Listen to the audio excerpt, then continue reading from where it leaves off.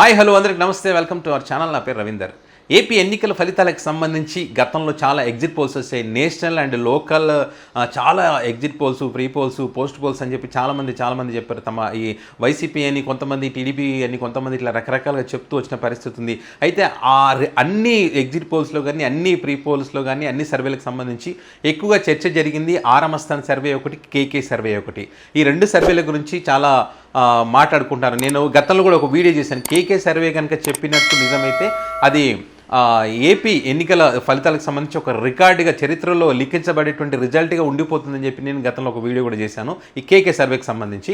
అయితే ఇప్పుడు KK survey versus ఆరమస్థాన్ సర్వేకి సంబంధించి నేను చాలా కాన్ఫిడెంట్గా ఉన్నాను. 94 నుంచి 104 సీట్లు వైసీపీకి వస్తాయి, అంతకు మించే ఉంటాయి కానీ తగ్గదని చెప్పి చాలా కాన్ఫిడెంట్గా అని చెప్పారు. అయితే కేకే సర్వేకి సంబంధించి కూడా ఆయన కూడా ఇదే చెప్పడం జరిగింది. ఏది 2019లో నేను ఏ విధంగా అయితే కరెక్ట్గా నెంబర్ ఇచ్చానో దానికి కొంచెం ఎక్కువనే వచ్చాయి. ఈసారి నేను చెప్పినటువంటి ఫిగర్ యాజ్ ఈజ్గా ఖచ్చితంగా అవుతుందని చెప్పి ఆయన చెప్పిన పరిస్థితి కేకే సర్వేకి సంబంధించి.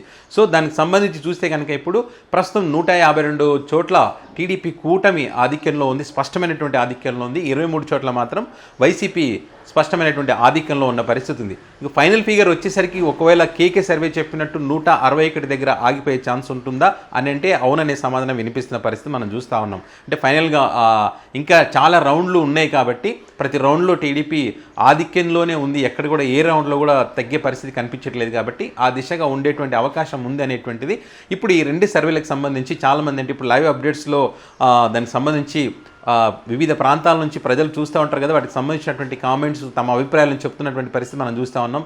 అందులో ఎక్కువగా ఈ ఆరమస్థాన్ అండ్ కేకే సర్వేకి సంబంధించి ఎక్కువగా చాటింగ్ నడుస్తూ ఉన్న పరిస్థితి మనం చూస్తూ ఉన్నాం అన్నమాట.